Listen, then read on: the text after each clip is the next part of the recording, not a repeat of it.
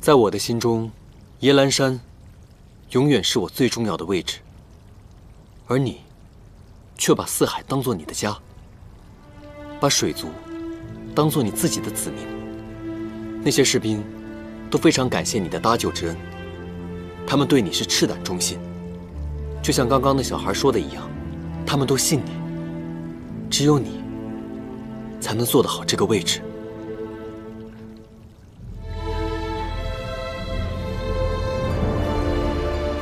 雨墨哥哥，谢谢你。你无需谢我，你救我那么多次，我应当谢谢你。你对我之恩，谢意将永存心中。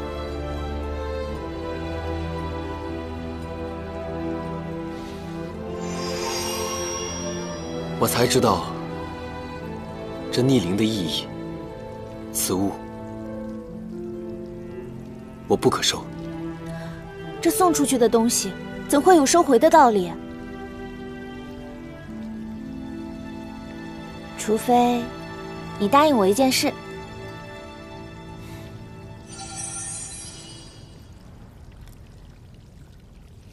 登位之日，我希望你为我加冕。我只不过是耶兰山的一个妖怪头子罢了，有什么资格为四海龙尊加冕？你有，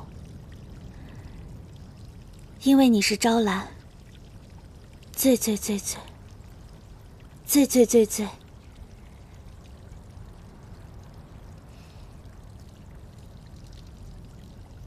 要好的朋友。我答应你。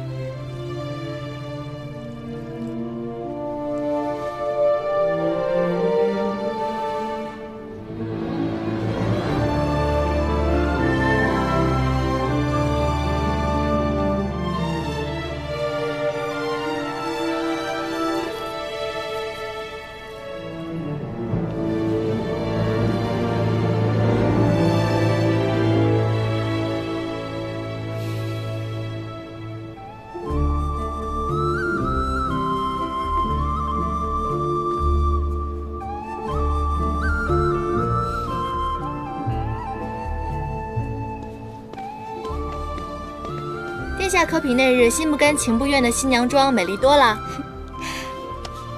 颜淡，待你穿上嫁衣嫁给云墨哥哥时，一定更为光彩照人。到时候一定要请我去观礼啊！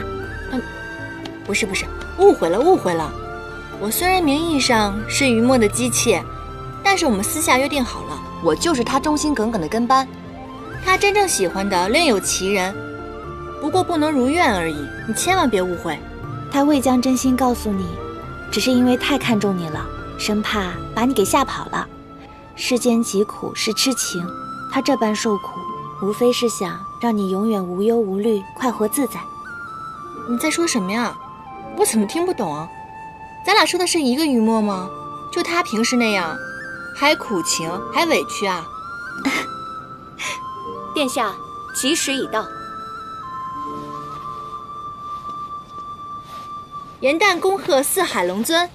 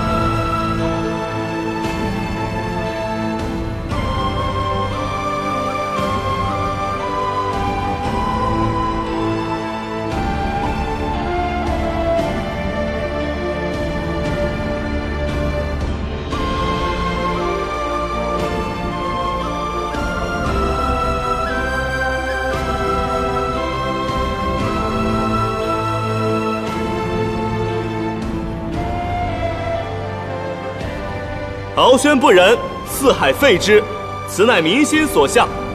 然一日万机不可久旷。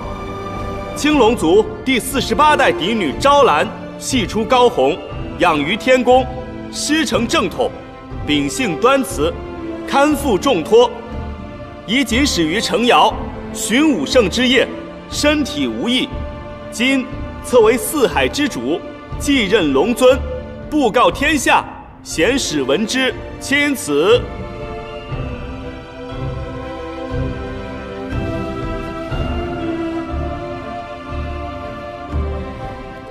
昭兰必夙夜精精，小心谨慎。只愿海宇生平，不坠红叶。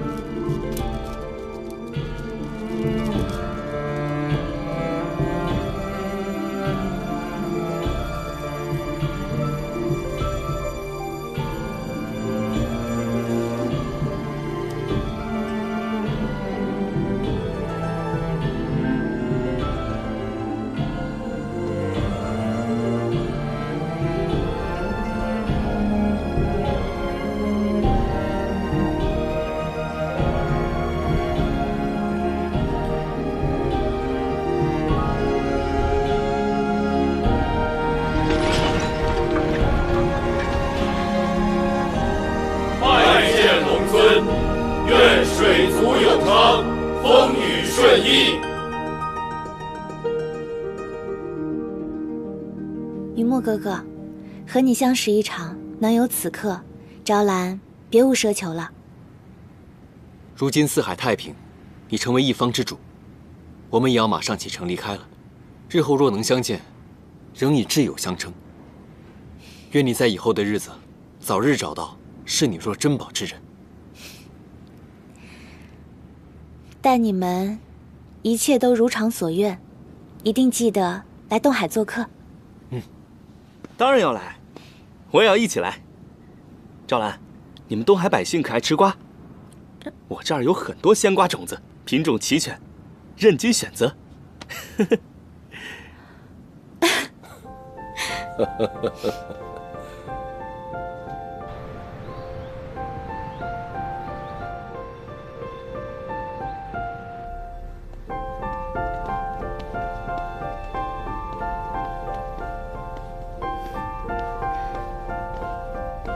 你见到严旦了吗？他还好吗？他很好，他现在和于墨在一起，忘却了前尘往事，比从前更快乐自由。他要做3届画本第1大家的梦想，如今也一应贯之，拿着册子在凡间游历，收集素材。这正合了他当年想要下界游玩的心愿，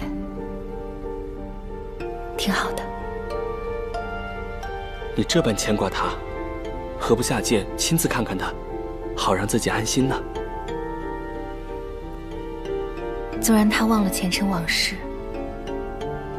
可过去的种种，我一刻都未曾忘记。我没有脸再面对他，我是他姐姐，却没有保护好他。当年没做到的，如今也没有机会再做了。都过去了。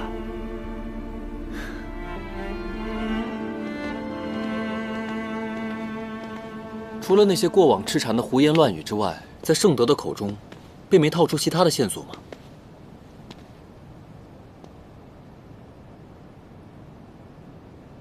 李晨开启的法诀，他必然知晓，否则安都王怎么会带一个普通的浮尘进入宫中，而且视若珍宝一般的对待？哎，那接下来我们还要送他回他的师门吗？我与严丹已经商量过了，若此人真是毒手的话，不如且行且看。一来可以探探他的真实目的，二来大探出李晨使用之法。若就此撇下他，万一他起了什么坏心，我们更是防不胜防。说的没错，只有千日做贼，哪有千日防贼的道理？反正离他口中的贺心门也不远了。接下来我们就且行且看，看看他到底打的什么样的如意算盘，马上揭晓。我们先走吧。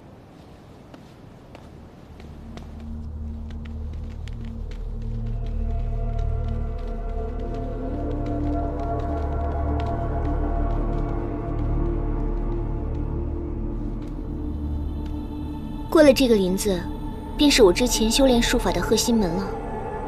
这几日相处，因为这样那样的误会，让两位公子对我心生芥蒂。等到了师门，我一定一一细说。毕竟，相识是缘，哪怕别后再无机会重逢，盛德也委实不希望诸位因此误解厌恶于我。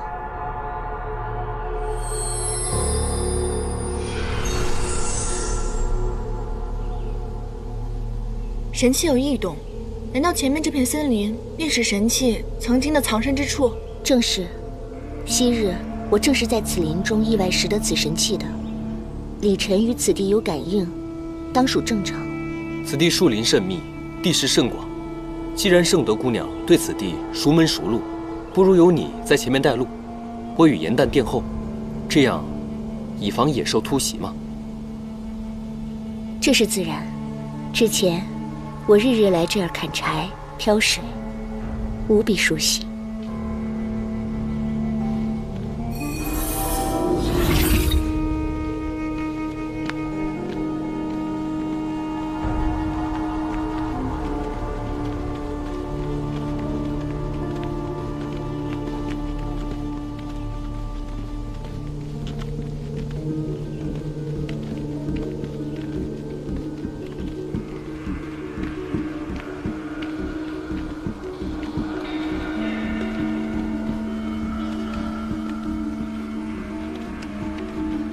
盛德，你不是说贺心门在这片森林的西面吗？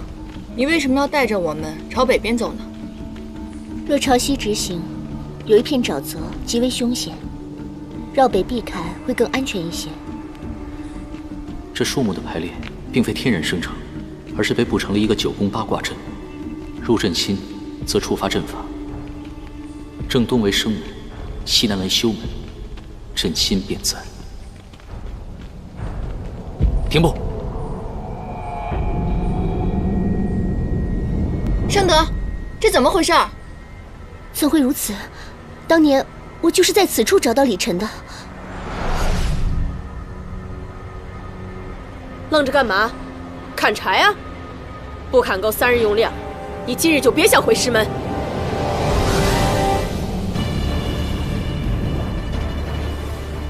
这是魔族魂魄所化的八卦阵。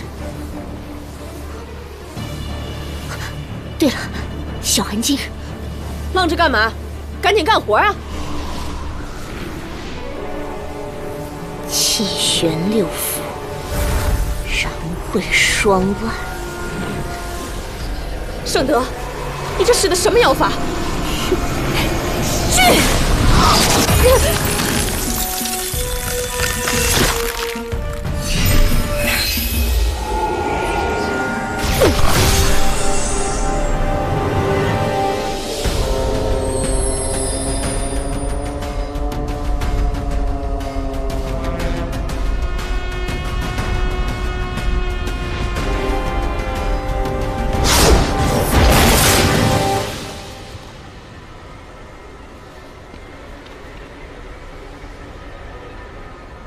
正北为开门，从北走。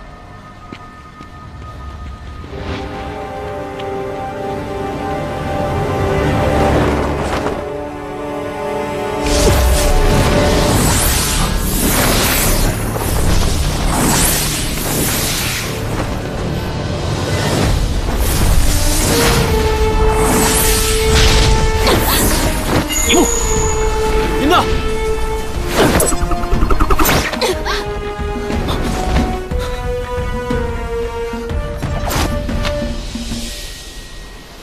多谢。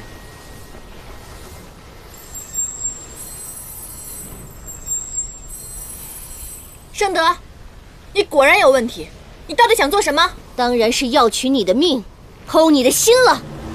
所以你跟我们同行的目的便是要杀我？那教臣跟裴洛呢？他们2个人离心，也是你一手所致的吗？是又如何？我借着裴洛的贪欲，一步步成为安都王最宠爱的侧妃，一人之下，万人之上。我本可快活一生，可偏偏命运让我遇见了你。可为什么你要出现？一次又一次地毁掉我的人生，夺走我所爱的一切。与颜淡又有何关系？你心爱之人，并非心悦于你，难道你要迁怒于他？你终于露出你的真正面目了。如此自私偏执，怎配得上爱？你懂爱吗？你懂什么？唐城，我所有的筹谋都是一心为你，然而你为了他这般践踏我的真心。今日我便要亲手杀了他，然后逼着你一口一口吃下他的心。你简直就是一个疯子，我宁死也不会让你如愿的。我会如愿的。不仅如此，我还要施法消除你在凡间的记忆，这样你便会彻底忘了他，与我厮守此生。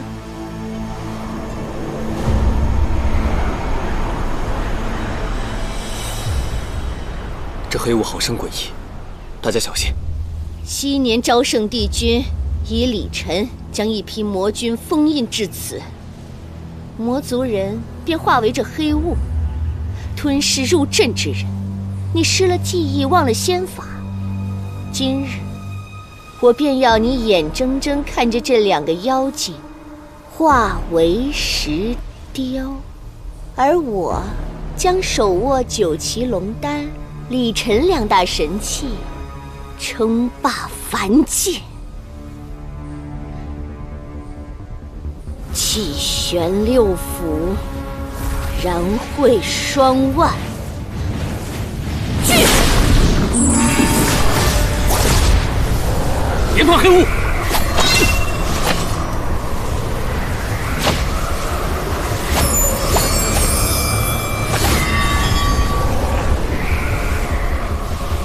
快点！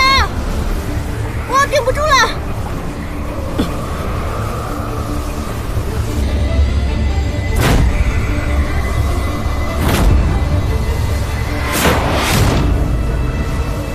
你宁愿与他们一起死，也不愿活着和我在一起吗？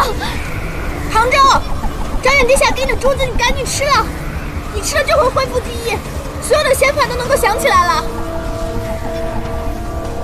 还愣着干什么？赶紧的，要不然咱们都得死在这儿。杭州，李晨不是可以指封印荡无邪吗？快用啊！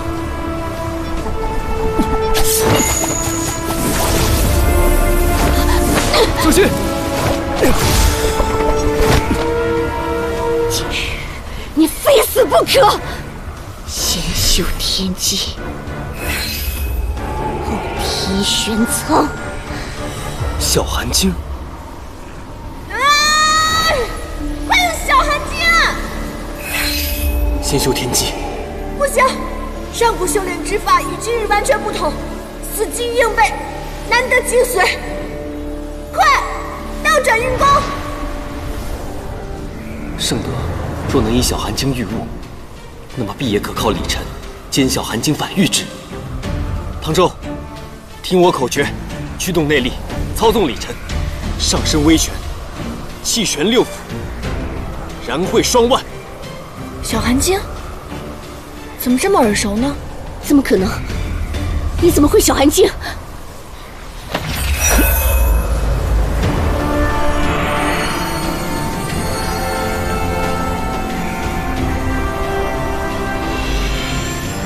先提玄苍，再修天机。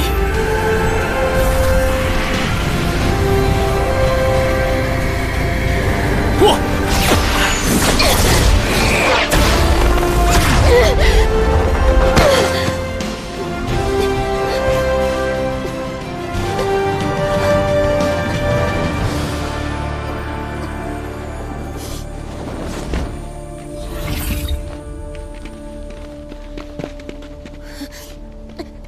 你到底是谁？为什么满心怨恨的要做这一切？你负了我一辈子，我要让你后悔终生。哎，你把话说清楚好不好？你刚才说了那么多什么意思？跟我有什么关系呢？杭州梦中的那个女子到底是谁？杭州之前又是谁？你肯定知道，说清楚嘛！我就是要让你困惑终生，这样你永远也忘不了我。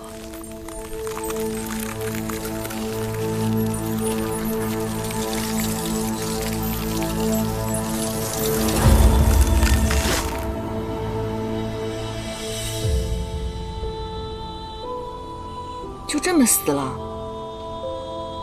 也算他恶有恶报吧。如果将臣知道这些，心里也许会释怀一些。纵使圣德故意挑拨将臣与裴洛的关系，但究其原因，还是裴洛不愿意相信将臣。所以言谈，你也不用太苛责自己。也许这就是凡间八苦当中的五阴炽盛之苦，色、受、想、行、识，蒙蔽了他的眼睛，使他造下了这么多的恶果。看来话本里写的那些都是对的，情能够使人生，亦能使人死。情可以让人牺牲，也可以让人疯魔。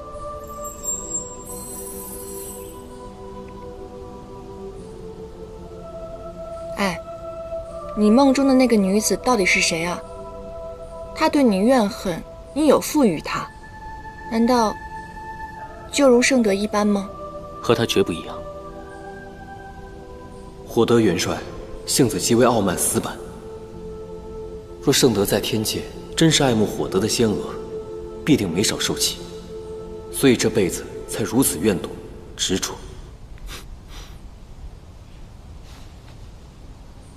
笑什么呀？那都是前尘往事了。既然无从可解，就不要再提了。行了吧，你倒是洒脱了。现如今，他变成了石像，我们的满心疑问，找何人去解？贺心门，他之前说他的师门是贺心门，我们去问问，看看有没有什么知情人。走。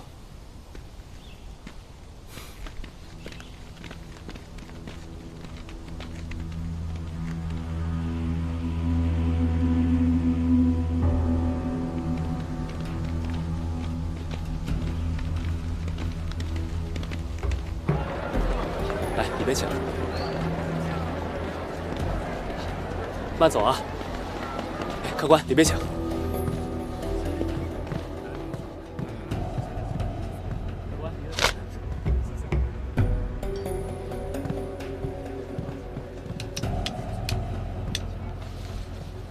店家，哎，公子，这些都是你的，看着安排。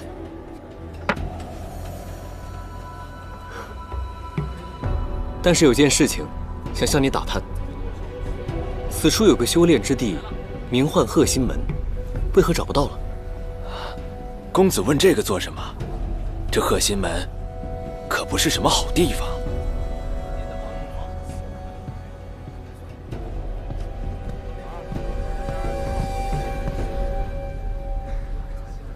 你你这龙宫没待几日，红尘录倒是写了好几页。切，你懂什么呀？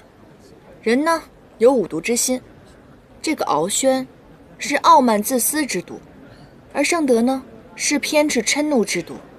我看就这个招兰洒脱明事理，顶着这么大的压力成为了四海之主，而且婚嫁任凭己愿，凭着自己的力量保护了整个家园。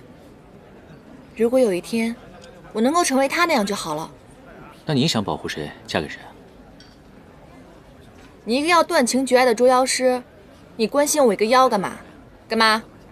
想来我们山境做客啊？是，问问都不行吗？不行。打听到了。怎么说？多年以前，盛德在此修炼之时，曾因知晓许多旁门术法，而且心思奸恶，被同门师姐所不喜。后来裴洛到此参拜，他便施法，加以魅惑，被封为侧妃，然后带回宫中。就在他离开的前夜，鹤心门忽起大火，57人尽数葬身，无一幸免。真狠毒的女人，我早看她不是好人了。57个人，没想到如此决绝。他就是想要斩草除根。若日后像我们一样有追本溯源的人，便无迹可寻了。他究竟是谁？到底做过多少恶事？便像迷雾森林中的雕像一般，永远封存起来了，谁也不可知。我现在想想可真可怕。还好你会那个拗口的法诀，不然变成石像的就是我们了。我这一路想了很多，我想明白了，以后我不想再做你身后的跟班了。你教我修炼吧，我想变得强大起来，以后可以换我保护你。还是年轻厉害，你天资聪明，而且什么东西一学就会。你要潜心修炼的话，说不定以后我做你的跟班了。哦，那倒也是了。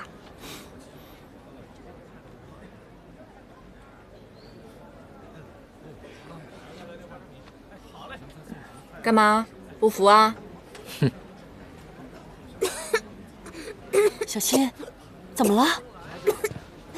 哎呀，小希，不好，他那不是呛住了，是卡住了，救人！是不是呛着了？快喝口水！不能喝水，他是被卡住了。来，小孩，使劲，使劲！这怎么办呀？没事吧？可急死奶奶了！谢谢姑娘。没事没事。老身带着孙儿来镇上投亲，要是他有个什么万一，我也没脸活了。啊，敢问姑娘名讳，这相救之恩，老身必得报答。不用不用，我叫严旦。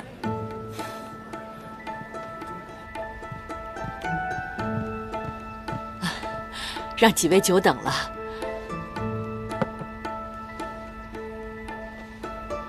奶奶，不过是举手之劳，不用这么客气，真不用这么客气。好像啊。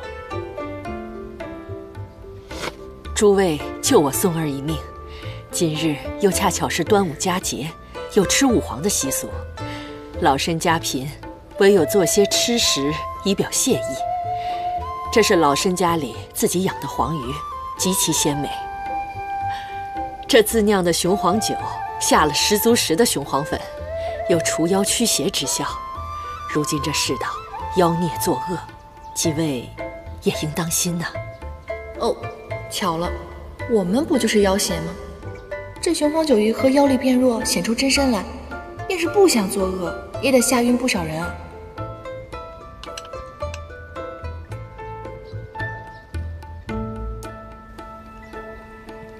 老夫人，此鱼果然鲜美，您不必担心。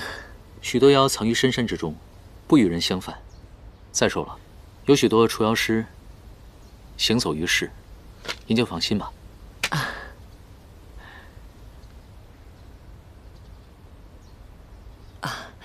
这位公子怎么不下筷？可是我做的吃食粗糙，不合您的口味吗？不是，您误会了，奶奶。他这个人吧，有痛风，所以闻到鱼腥味他就受不了。要不然这样，我替他吃2口吧。哎，莲青，难道你忘了吗？你有哮喘，不能食得鱼腥。吃1口也没关系吧？1口都不行。哦。啊，老身不知姑娘和公子有此忌口，实在不好意思。哮喘痛风忌吃鱼腥，这雄黄酒倒是无需忌口，请几位千万不要推辞，多饮一些。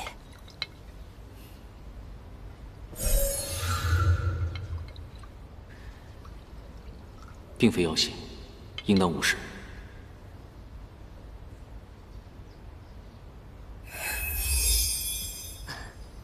姑娘请。哎，平日莲青不胜酒力，这酒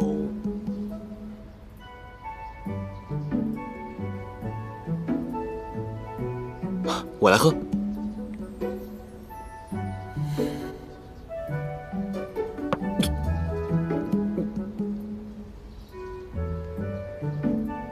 此酒甚妙。公子喜欢就好。公子行侠仗义，又如此疼爱妻眷，真是少年英雄啊！来，又来。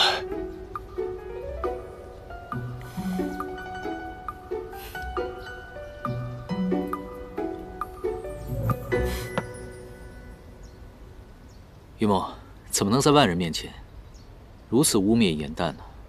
他年少，与你定的契约，未行大礼，怎能做得了数呢？老夫人，让您见笑了。我乃捉妖天师，严旦是我捡来的丫鬟。哎，不是，我什么时候成为你丫鬟了？我堂堂严旦，当日我悉心教化于你，你不记得了？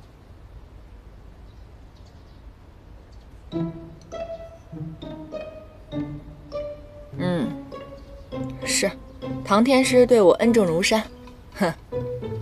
哎呦，莲青，你看啊，唐天师这是要棒打鸳鸯啊。不过没关系，嫁鸡随鸡，嫁狗随狗嘛。你要是他的丫鬟的话，那我就勉勉强强做你的管家吧。你看，如此美食，又有如此好酒，我算是无福消受了。还请天师畅饮。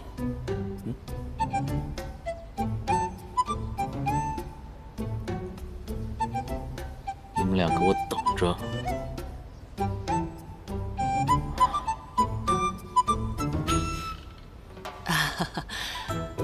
没想到你们3人如此有缘，更该畅快一醉。不管是主是仆，都是老身的恩人。来，我这雄黄酒管够，千万别客气。哎呀，我不行了，我现在是头痛欲裂，根本就饮不了酒。我也是，我感觉我哮喘发作了，有点恶心，我现在什么都喝不下去。我来，蛇鼠一窝。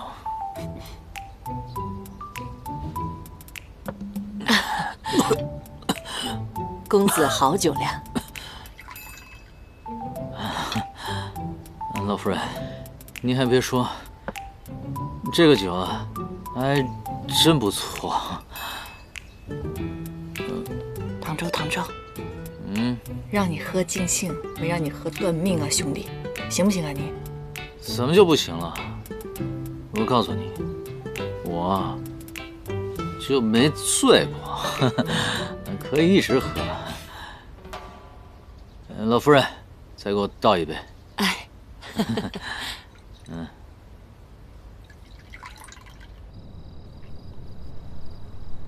慢点。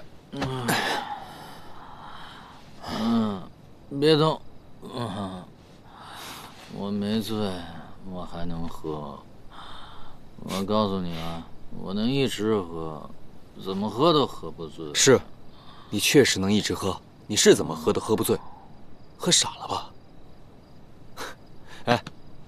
哎，要不要我给你煮碗醒酒汤？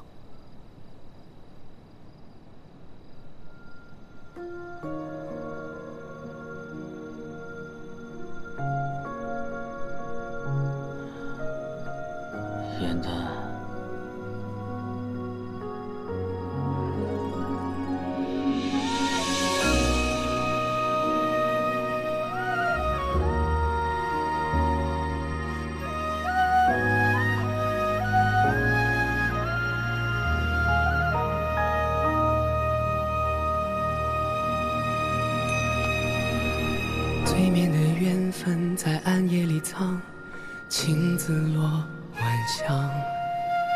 寂寞的汤烫出思念的伤，果然如此。希望岁月凉，洗尽纤尘仍有你依稀模样。轮转中为你行走3界万年，俯仰一世，难道心头从未有过悸动？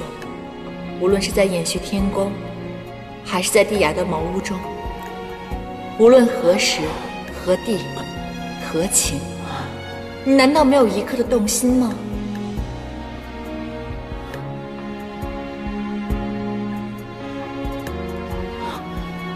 职责所在，无所不能。对不起。如今你是凡人，受尽凡间8苦，生老病死4苦，爱别离之苦，求不得之苦，五阴炽盛之苦。若你心岿然不动，又怎会体会到这苦呢？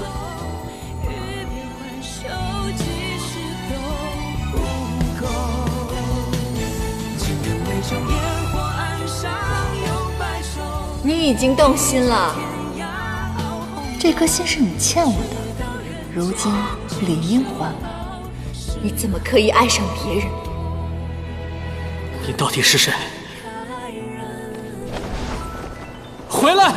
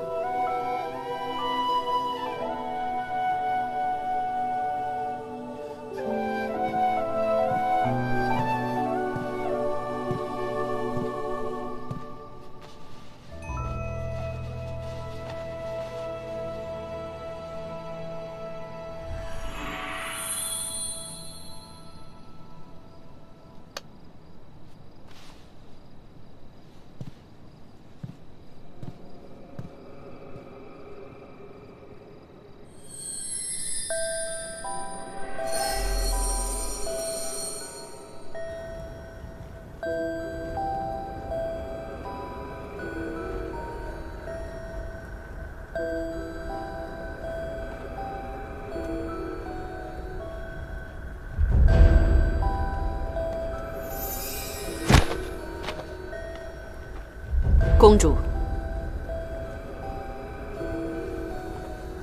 做得好。神霄宫耳目遍及四海，要设计2个妖精和1个凡人，自然不难。只是属下好奇，为何不斩草除根？此物乃是天界法宝，他已经认出。我虽得之，无法用之。我派你过去，无非就是为引那3人入局，助我成事。此局已动，你回去等待便是。是。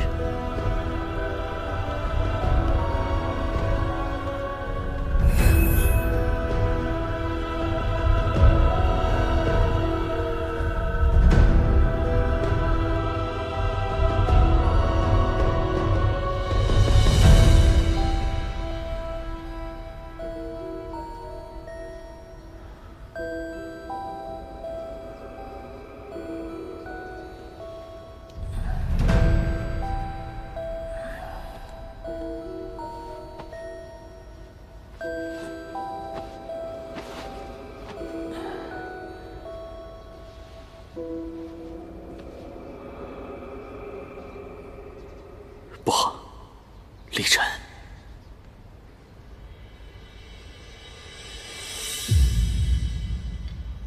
这家客栈早已经没有任何人住了。我方才已经打探过旁边的店家，说此客栈在3天前就被人包下了，而且老人跟小孩在这里没有任何的亲戚，所以是他们设好的圈套。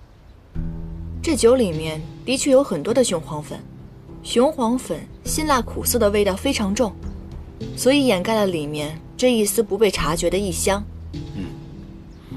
由此可见，人家明明就是早已盯上了我们，所以想让我们出手相助，还打消我们的防备之心。明明知道咱们2个是妖，喝不了雄黄酒，顺水推舟，便让唐周饮下。然后再找个机会窃取他的宝物。唐周，你是为了帮我跟于墨挡酒，李晨才丢的。你放心吧，我们一定会想办法帮你给拿回来的。可客栈中没有其他的线索，凡间也有很多人使用蒙汗药，怎么查呢？我以前呢，曾经看到过百草图志。蒙汗药繁多不假，但此药当中的狭叶蒲根，唯有朱翠山可知。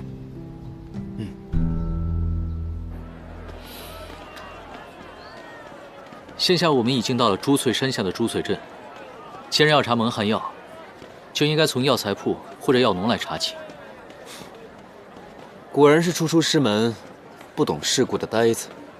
药商若是配制蒙汗药的话，那要被抓去坐牢的，自然百般抵赖隐藏了。若是配药之人是暗商，更无从查证了。那怎么查呢？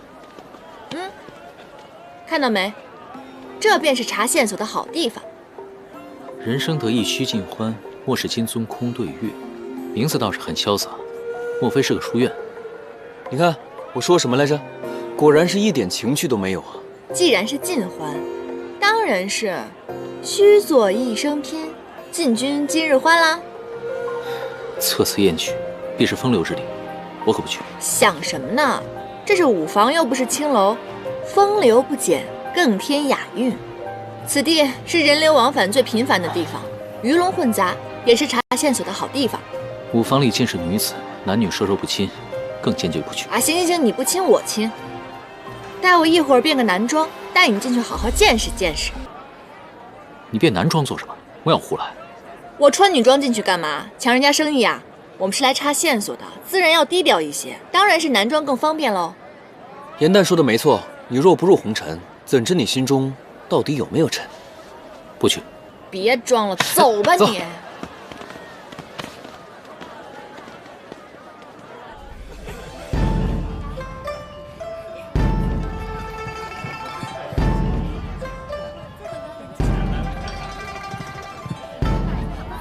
公子，您喝酒。谢谢。公子，请喝酒。唐周，喝酒。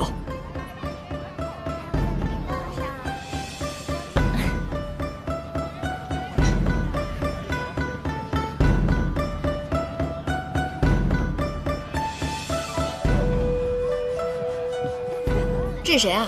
这可是我们这儿的头牌，扶霜姑娘。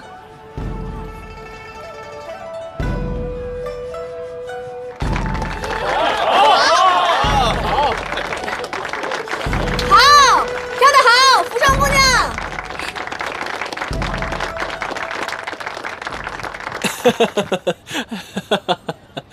哎呀，扶霜姑娘跳得太好了！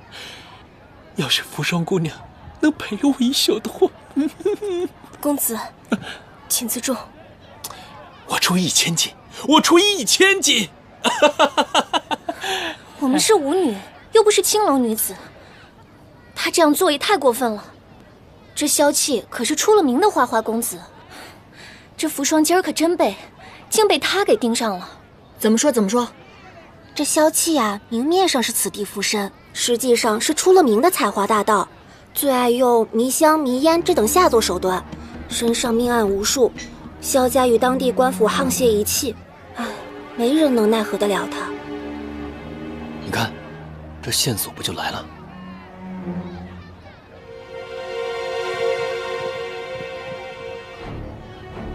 多谢萧公子盛情，只是萧公子是不是有什么误会？尽欢房是舞房，并非秦楼楚馆，姑娘们卖艺谋生。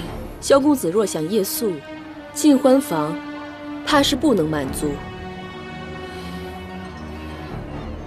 扶霜，来，敬萧公子一杯。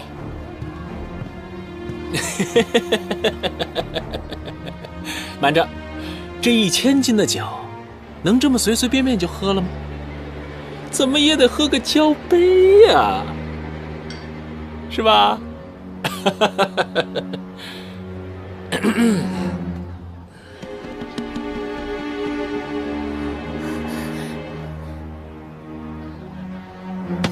这个登徒子，官府管不了他，那今儿个就让我这个盐蛋小爷好好的管管。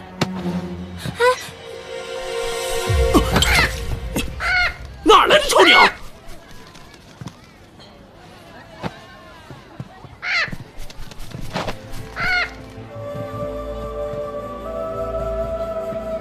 鹦鹉见这轻歌曼舞尚会察言观色，噤声不语，而某些人怎么没皮没脸的搅了这雅致还不自知？这人呢，还不如鸟知行识趣。小家伙，你说对不对啊？坏东西，坏东西！多谢柳公子，公子今日不在台下看舞，扶霜跳的可没去呢。你是什么人？我出1000金买每人1杯酒，与你何干？没钱少给我装模作样，小心我把你打的叫爷爷，再扒了你鹦鹉的鸟毛拿回去炖汤喝。嘿，哎呀，哎呦，你柳大爷今日便替你祖宗教教，该如何对待美人。扶霜姑娘，我也愿出1000金，不知你是否愿意与我共饮？柳公子就算身无分文，扶霜自然也是愿意的。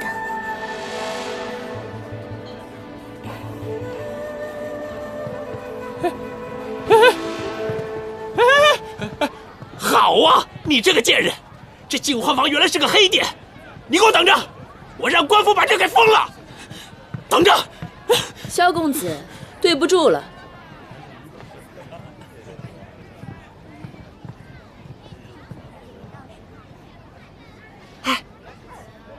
我有个计划，这样，你们2个去盘问一下这个萧启，这个柳维阳绝对不简单，我去探一探他的虚实。严旦，此人功法了得，你最好小心。知道，我做事，你放心。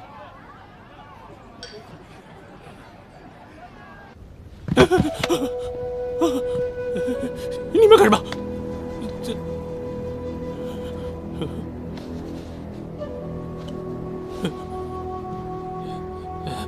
我已经许久不用这些了，你们别报错了仇。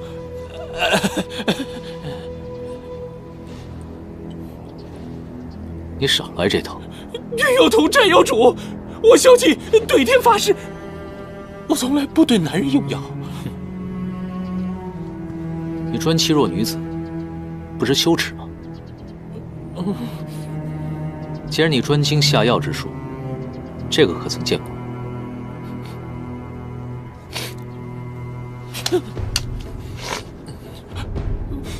我也不是刻意隐瞒你们，使用这种迷药的，江湖上唯有一家，我着实不敢招惹他们呢。谁？神霄宫，这蒙汗药就是他们神霄宫所制的销魂散。别说谎，我怎么从来就没有听说过神霄宫呢？他确实没有骗你，只是你下山不久，不知晓罢了。这江湖当中确实有一神秘组织，名唤神霄宫。神霄宫极为神秘，无人知道它在何处，也无人知道它的公主是谁。神霄宫的弟子均为神出鬼没之辈，没想到我们竟被他们盯上了。这位公子见多识广，正是如此。这神霄宫习用梅花为事，宫人身上皆有3瓣梅花紫青，轻易不与世人。我曾研究过神霄宫的药方，很多药材出自朱翠山，想必这神霄宫就在朱翠山的附近。我还在净欢坊的后院中，曾经闻到浓烈的霞叶蒲根的味道。若再让我见到你作恶的话，必将取你性命。我滚！我滚！今夜我们便可在此地住下，入夜之后便可到净欢坊的后院去一探究竟，便知他所说的是真是假。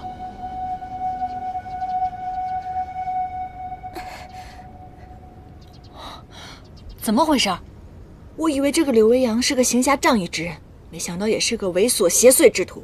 看我怎么教训你！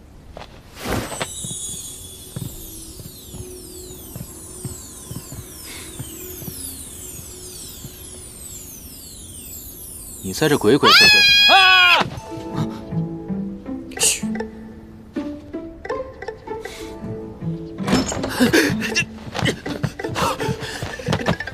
公子。哦，瘙痒术。公子，哎，扶霜姑娘，你放心啊，以后这个登徒子再也不敢对你无礼了。可是，不必再害怕，不必再为他推诿。我看到他拿针扎你了，以后有我在，放心啊。我想，公子你是误会了，我尽欢房中的女子皆爱以花草虫兽的刺青为饰。你看，我这臂上的蝴蝶颜色旧了，所以我才请柳公子以针补色。柳公子常宿于此，与我房中的姑娘皆是好友，他还常常赶走那些无礼之徒，所以他与我们只有恩情，从无仇怨。那你这弄得大家不都很尴尬吗？啊，刘公子，误会啊，大家误会一场。哈哈哈哈。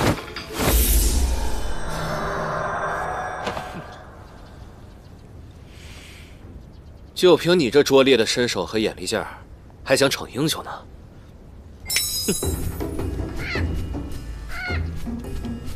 别误会！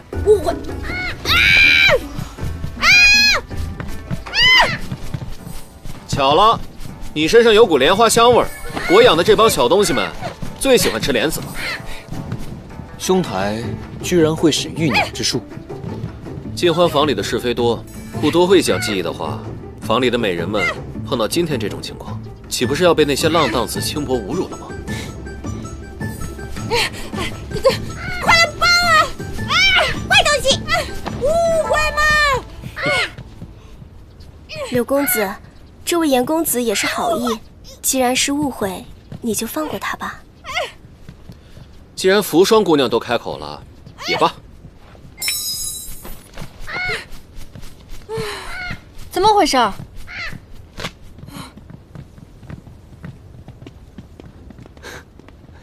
还好柳未央放你一马，乱是乱了点儿，但是没破相。柳公子虽然没个正形吧，倒是个风趣的人。嗯，你信他个鬼话？我才不信呢！有如此心思还神通广大之人，不求闻达，就光在这舞房里怜香惜玉，我才不信。要不然就是这个柳未央有问题，要不然就是这个尽欢房另有玄机。有什么玄机？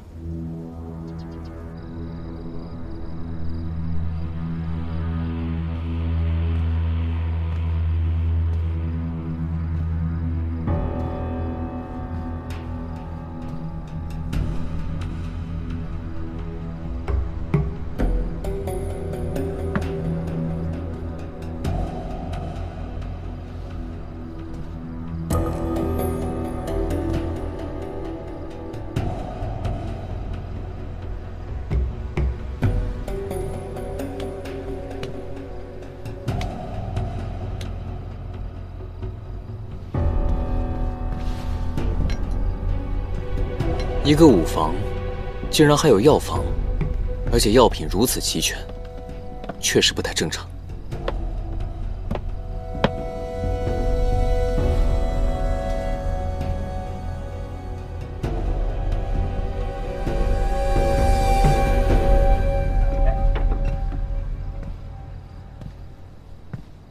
你们二位来药房做什么？生病了吗？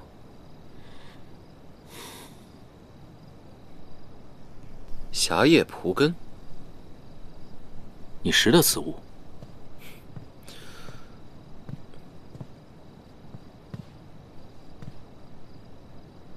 几位公子，这是怎么了？没事，他们二位肚子饿了，让我去做一盘炒蒲根。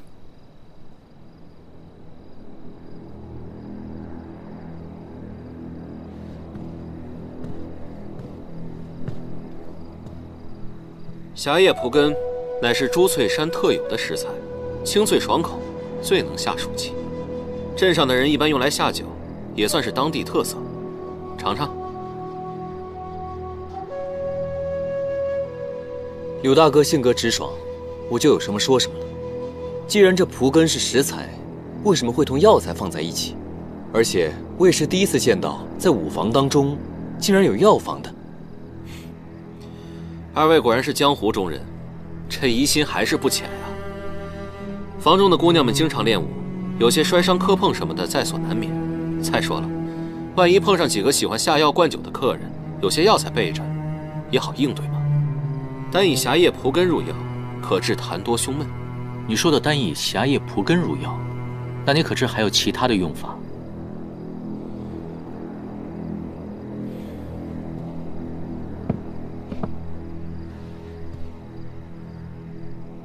莫非你们二人是遭遇了神霄宫之人？霞叶蒲根入药只有2种方式，若非化痰舒心，那便是迷魂之用，而此方唯有神霄宫可治。那关于神霄宫，你还知道其他什么事？神霄宫行事极为隐秘，我久住尽欢房，倒是有所耳闻。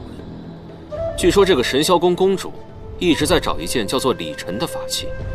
我听说这个礼尘好像是一件天上的神器，若不知道怎么用，拿到手不过是一件普通的浮尘罢了。哎，唐公子，难道你……刘公子，这是我们与神霄宫的私人恩怨，我们不方便告知，还请见谅。理解理解，江湖是非多，我亦不愿多沾染。不过相逢便是缘，我好心提醒二位一句。如果我猜得不错，你们一进入珠翠镇，便被神霄宫的人给盯上了。你们不用花心思找什么线索，既然公主想要礼尘，那她早晚会来找你们，你们可要做好准备啊！哎呀，可惜了这盘炒蒲根啊，看来只能我一人享用了。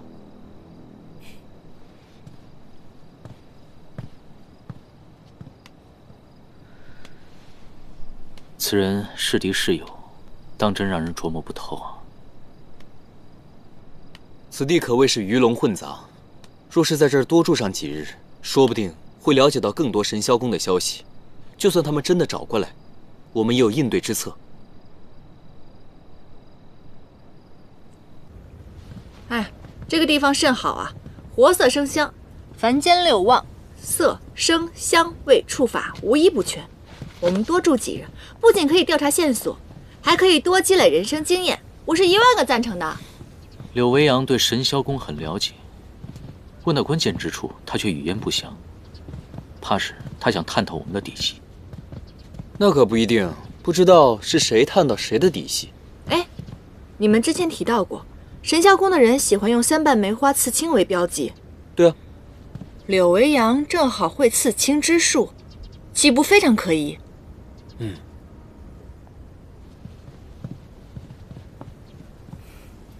？3位公子好巧啊，可要对其解闷。柳公子刚刚那盘得胜了呢。哦，不过10子而已，算是场小胜。扶霜与我学棋半个月，进步如此神速，果然聪颖。还是公子教得好。这尽欢房来来往往人甚多，还从未有人能够赢过公子呢。柳公子，您的功夫，刺青、御兽，还有下棋，无一不精通。像您这样的人才，为何会躲在这胭脂堆里呢？都是些爱好罢了。要是严公子对下棋感兴趣，不妨来试试。甚好，那我就派出我的小弟与你比试一番。上！你不是出身名门正派吗？琴棋书画你肯定样样精通啊！你上啊！下棋我是真不会，靠你了。那巧了不是，我也不会。要不你上？我也不行啊，那怎么办？连青如此冰雪聪明，我猜啊，你就算现学也能胜他。你现在说这番鬼话合理吗？哎，要不然咱们2个打个赌，如果你不能胜他，往后夜宵全由我来做。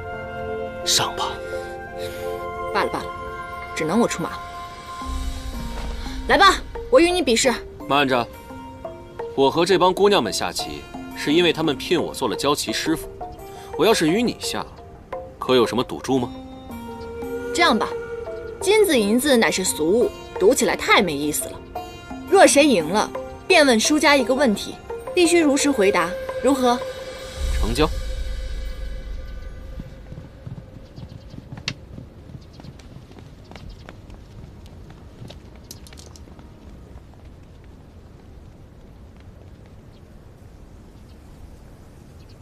最近怎么总有恍惚之感，仿佛曾经也与什么人这般下过棋。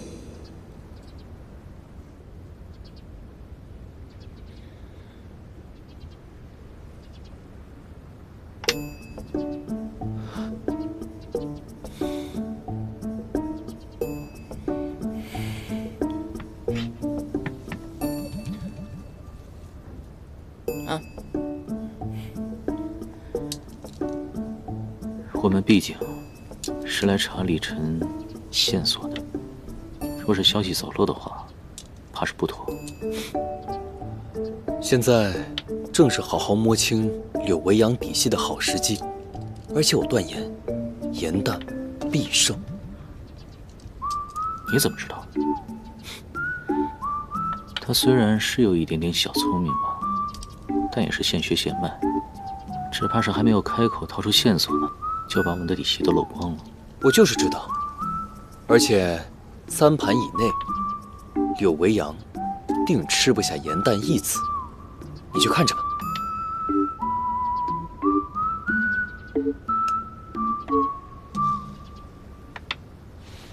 我赢了。哎呀，我一时激进被你钻了空子。愿赌服输。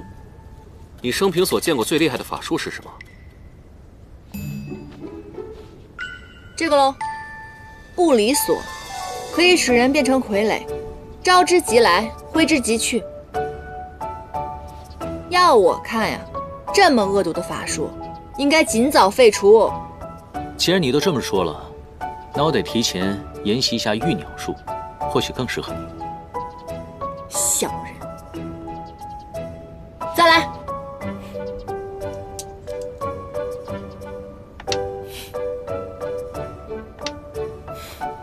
我赢了，该我问你了。这柳公子一看就是富家公子，那你为何不归家，常年住在这金婚房中？家中的规矩繁琐，不如这里肆意快活，自然就不愿意回去。那你家在何处？你到底是做什么的？想知道的话，再赢我一把。来。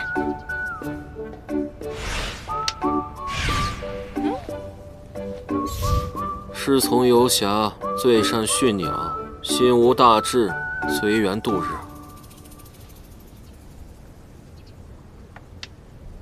等等，棋子的数量不对，你赢我1子，棋盘上有180子，那么也就是说我的棋路里应该还剩1枚白子，但你看现在它不见了。按照规矩来说，棋路少子，对弈双方应当互相搜身，以证清白。我一向光明磊落，搜身就搜身，别想污蔑我。来。不可。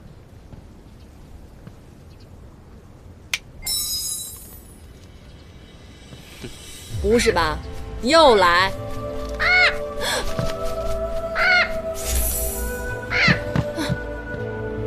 还真没想到啊，原来严兄是女儿身。但是即便如此，便不让搜身的话，怕是有出千之嫌。按照规矩，在禁欢房出千，剁手。禁婚房是你家开的，说剁手就剁手啊？从来就没听过这种规矩，你再说一遍。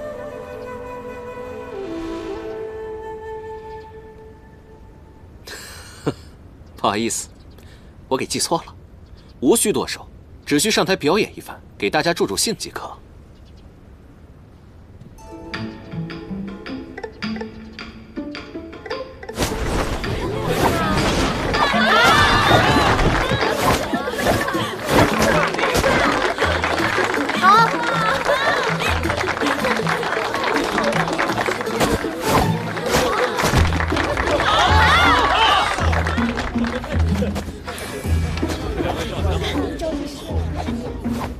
这个柳维阳看似漫不经心，实则另有心思，肯定有问题。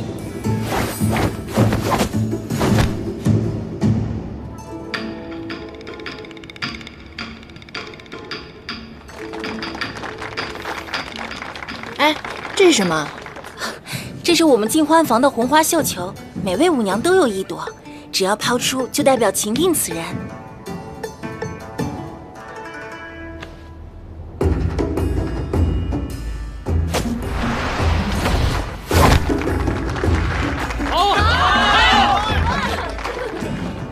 绣球招亲可是体验红尘乐事的大好时机，唐公子切莫放弃。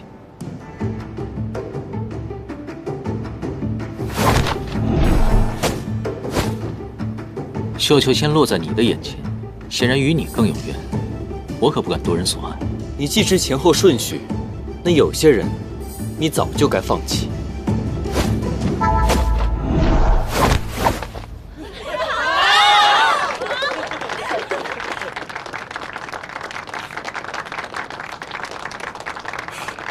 唐公子，你接了我们扶霜姑娘的绣球，就要接受这段良缘了。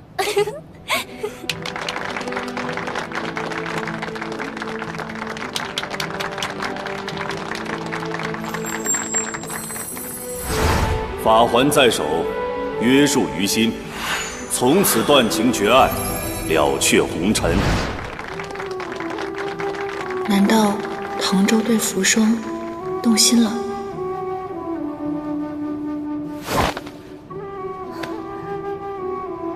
姑娘，姻缘之事，还请另觅他人。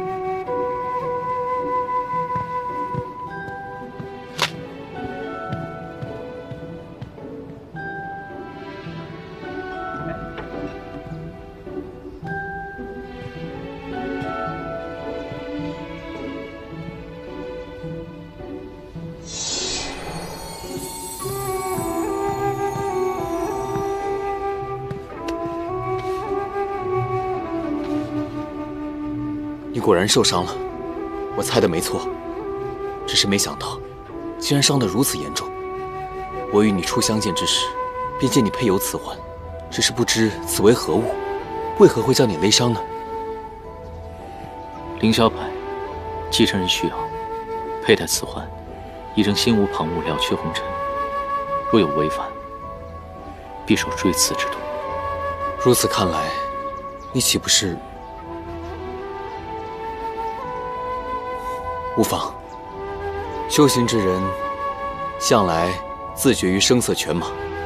你初来舞房，难免心神不宁，实属正常，不必太过自责。用不了多久便会好起来的，慢慢的你就会习惯了。两位公子，打扰了。今日得见两位精妙绝伦的剑舞，扶霜大为敬佩。扶霜于尽欢房中现役，时而被人轻薄调戏，想学一些招式法术防身，不知公子是否愿意传授一二？荣幸之至，唐公子自然愿意传授。唐公子，习惯的机会来了。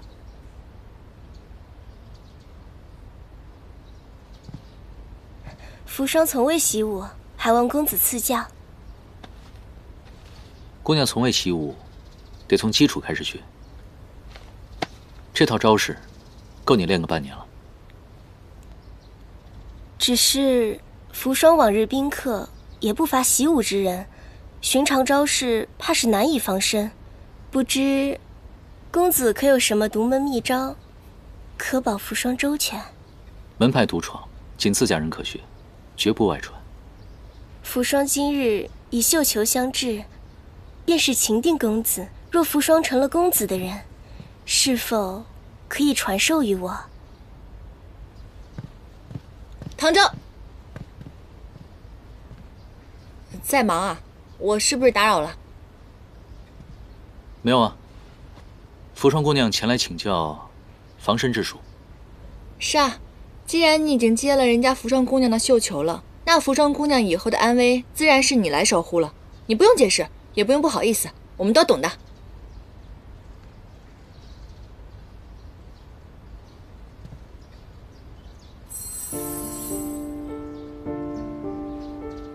原来，只有你能让他心乱。既然严姑娘前来拜访，那扶霜就先行告辞。晚些时候再来向唐公子请教。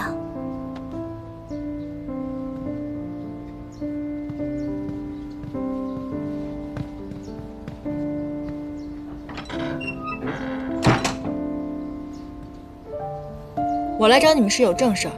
我刚刚观察了下柳微阳，我发现他对你们舞剑的招式十分感兴趣。先是设局看你们比剑，后又有服装姑娘主动前来学舞。我觉得他们的目的没有那么单纯，我们得注意一点。是。服装有意接近，我会尽量跟他周旋，看看能套出什么线索。唐天师向来不近女色，在周旋的时候可千万不要疾言厉色，露了马脚才对。于墨，我刚刚听闻说这城中有一个说书人特别喜欢讲神霄宫传奇，回头咱们去听听吧，没准有什么线索呢。好，那明日辰时我们一同出发。好呀，没问题。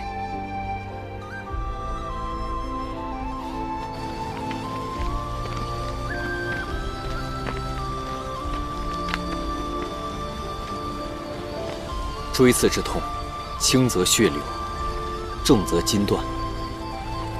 你不可一直这样硬撑下去。凉水近身，可平心乱。快试试吧。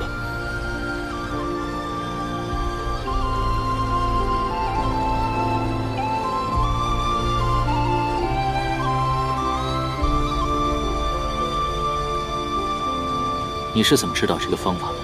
我也有过迷惘之时。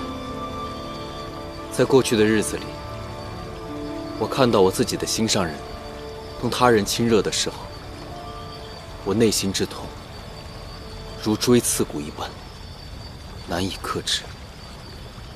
后来我学会了将自己泡入寒水之中，用寒水来麻痹自己，克制自己的情愫。心上人，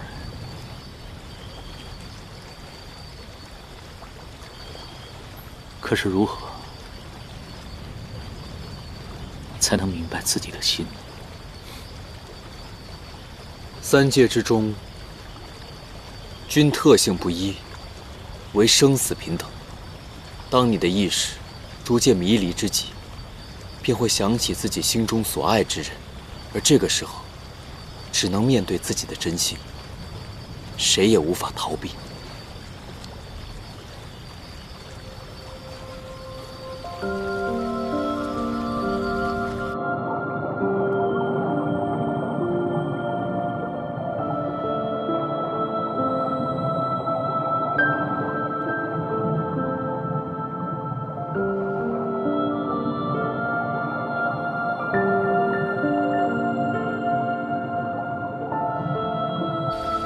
我的意思是让你大醉一场，并不是让你自溺而亡。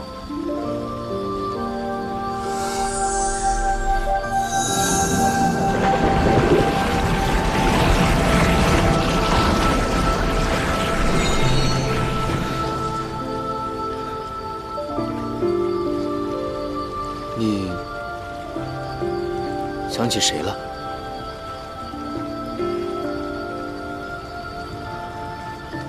若是以正真心，是不是会让自己随心而动呢？凌霄派继承人应当了却红尘。若是心生一念，便是弃道负义，为师门教诲，我必须恕己。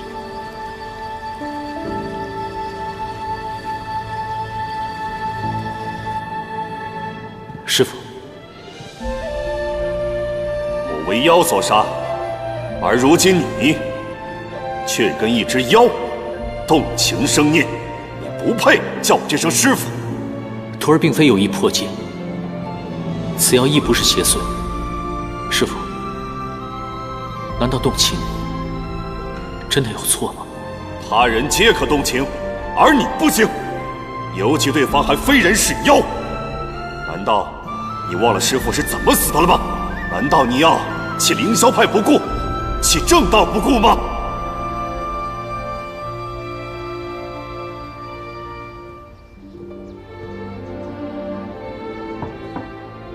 唐周，醒了吗？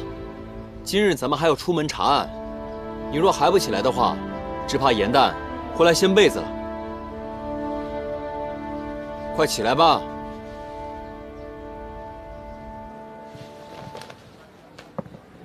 说好一同查案的，你说这个唐周，堂堂一个天师还能落水，落水还能得风寒，这已经够稀奇的了。那个李晨明明是他的救命之物，他还能如此不小心，真是服了。如果你真的生气，也不会打包这么多点心给他吃。嗨，这不是因为他给咱们挡酒，东西才丢的吗？他可以不仗义，但我们不能不仗义啊，对吧？这些点心足够他吃了。哎，这个是你最喜欢吃的，不如拿回去解解馋吧。这些都是你花的银子，你多吃一点吧。来，我不喜欢吃。说那神霄公主9尺男儿，剑眉星目，气宇轩昂，豪气冲天，真乃英雄也。哎，我怎么听说那个神霄公主是一个满脸麻子的矮冬瓜呀？胡说！神霄公主身轻如燕，轻功高超，怎么可能是个胖子？别吹牛了，我见过神霄公主，她是个老头，腿脚都不利索，哪会什么轻功啊？神霄公主明明是个女子，我还闻过她身上的香味呢。哦，还真是百变啊！你说，光是一个茶馆，里面就有那么多人说见过神霄公主，而且描述的形象都不一样，这到底哪个是真，哪个是假？要送官了，你们去2个人，把萧齐少爷的随身衣物全部打包好带出来。是。前2天刚从他口中探出些消息来，今日便死了，这事儿肯定不简单啊。这其中必有蹊跷，不如去府中打探一下。看我的。都弄好一点啊！夫君啊，你怎么就撒手人寰了？你是何人？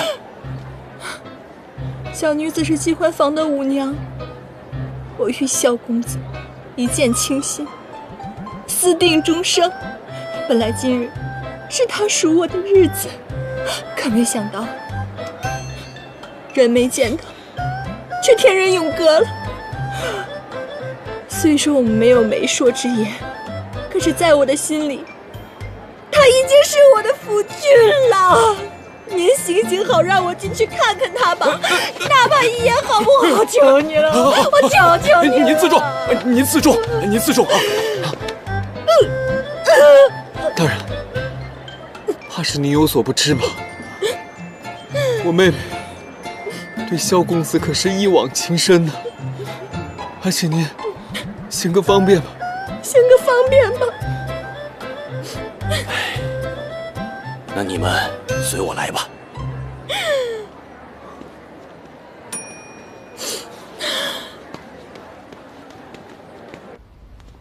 大夫已经来看过了，少爷是酒后噎食，气结而亡。少爷向来爱喝酒，但是谁能想到会发生这样的事？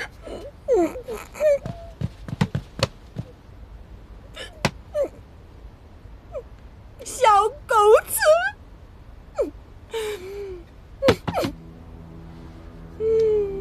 小狗子哎，此处有伤口，萧齐之死果然不是意外。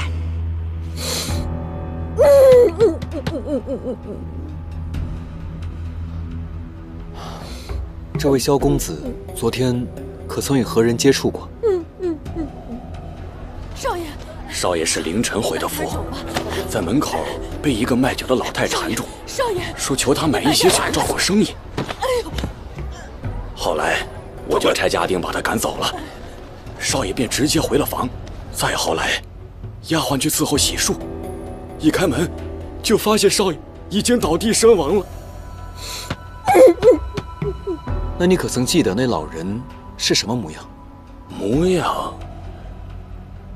模样倒是寻常，不过他带了一只梅花样式的银簪子。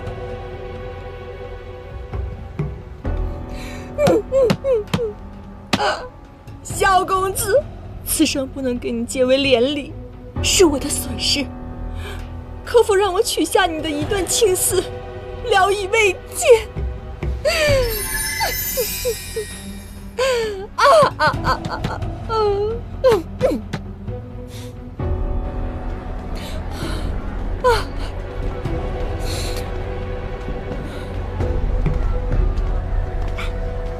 这伤口的形状，或像一朵300梅花，八成跟神霄宫有关。哎，头戴梅花簪，又是卖酒，说不定是客栈里偷李晨的那个老太。走。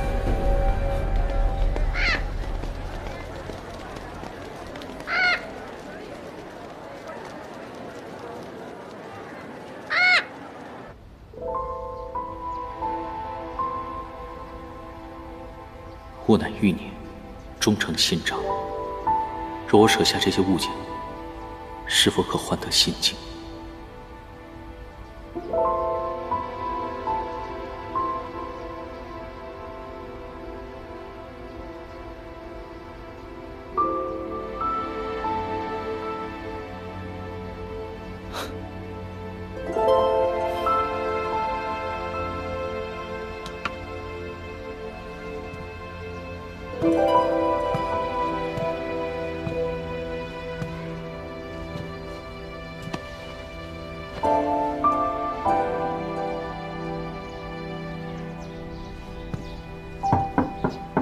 唐公子可在？扶霜前来向你学习防身之术。我身体不适，不宜受侮，请回吧。公子何处不适？扶霜略懂医术，可帮公子诊治。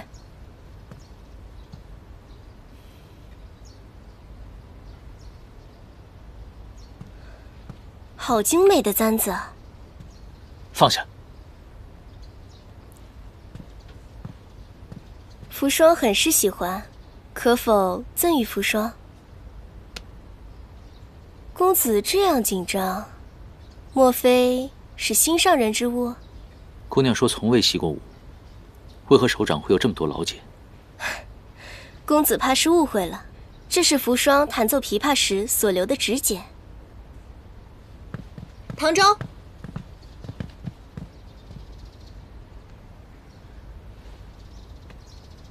颜淡，你别误会。二位见笑了。方才唐公子说身体不适，扶霜正在为他诊治呢。昨日教练武，今日帮忙诊病，进展不错嘛。我看唯一不足的是把别人的东西当成定情信物。良辰美景的，正好给你带回了点心，慢慢享用吧。不打扰了。颜淡，颜淡，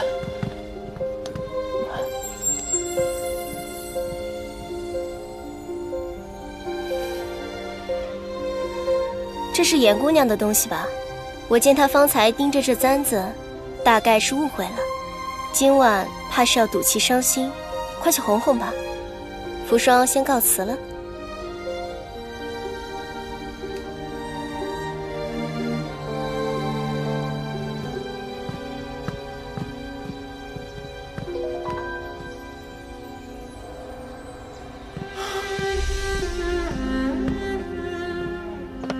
颜淡担心你的病，特意为你打包了点心，没想到却撞到了这样的一幕。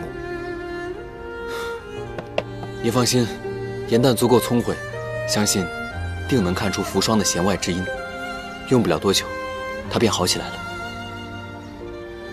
颜淡猜的没错，扶霜故意靠近，暗中在我身上搜索。方才我发现他有9链刀剑的老茧，十分可疑。